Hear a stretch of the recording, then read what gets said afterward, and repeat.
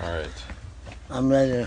You're ready. Yes, I have an angle for us. It's been a while. Oh, you look great. That your road to fame came with Top Gun? Yeah, because that was a global hit, and people still write about it and talk about it. But I read somewhere that you actually didn't like the screenplay. Is that correct? Or? Yeah, I said no to it because I was, young and full of myself, and it's a silly story. When you read it,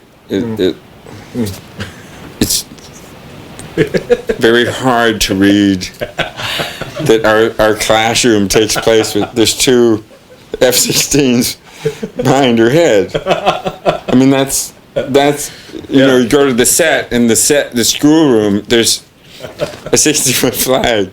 It's embarrassing. But Tony Scott and the guys were so passionate that you couldn't turn them down. And then when I saw it by myself at Paramount. I ran. I've never done this before or since. I ran from the screening room. And I went in and I said, it's a hit. You guys are amazing. And it's executed so perfectly of the time. She got drugged in the early light. The fascinating thing about you is that you have played in all different genres. Genres? Yeah. Genres? Genres. Genres. I wanted to see you suffer for a moment. Yeah, thank you. Yeah, I did that. A lot of my career doesn't make any sense. If you're looking at it just in terms of success or taste. But I was always trying to really explore acting in the most extreme circumstances. And I don't have any regrets, but what I would do over again is sort of secure my position in a couple of places. You have, during this interview already said that you were full of yourself in your earlier career. In what way? Every way.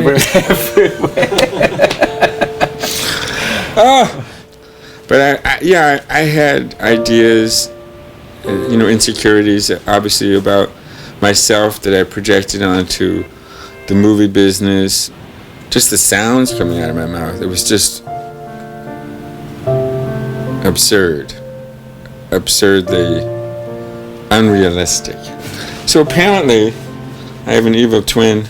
But do you think that people found it difficult to work with you because of that? Yeah, what's the one past difficult? Impossible? Impossible. Yeah, I'm kind of blacklisted. I haven't gotten a studio job in 15 years. So you feel in a way that you are banned from the... No, not in a way. You are? Yeah, I think.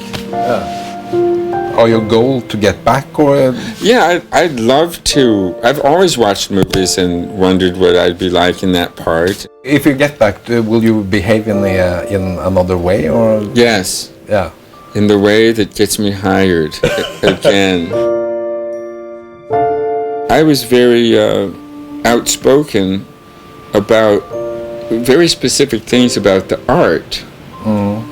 But it's a business.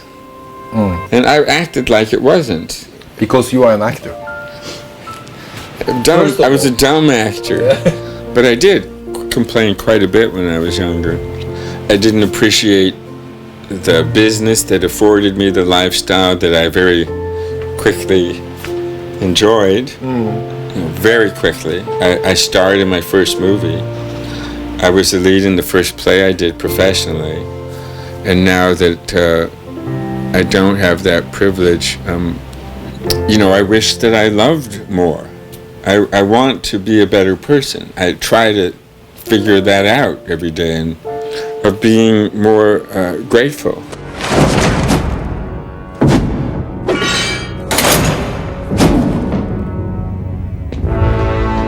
How was it? An hour. You need help to go to the bathroom. It takes you even longer to get undressed. Val Kilmer i homegrown Hollywood actor who tasted leading man stardom as Jim Morrison and Batman, but of course whose protean gifts and elusive personality, a very strong character, also made him a high-profile supporting player. According to the information that's coming in, he died on Tuesday in Los Angeles. He was 65 years old. The cause of death has been listed as pneumonia, and of course, his daughter Mercedes Kilmer actually has come out to reveal this very devastating news. Mr. Kilmer was diagnosed with throat-related illness in 2014 and later recovered, but she said, tall and handsome, in a rockstar sort of way. Mr. Kilmer was in fact cast as a rocker and a handful of times early in his career when he seemed destined for blockbuster success. He made his feature debut in a slapstick called Spy movie spoof Top Secret that happened or that was released in 1984, I think 1984 or 1985, in which he starred as crowd-pleasing, hip-shaking American singer in Berlin, unwittingly involved in an East Germany plot to reunify the country.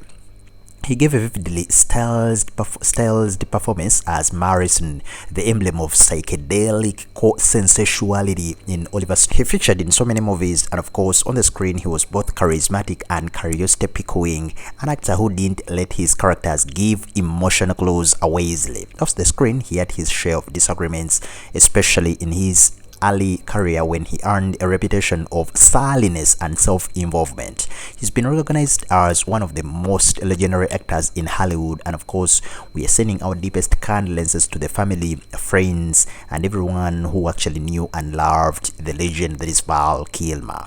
Rest in power, King.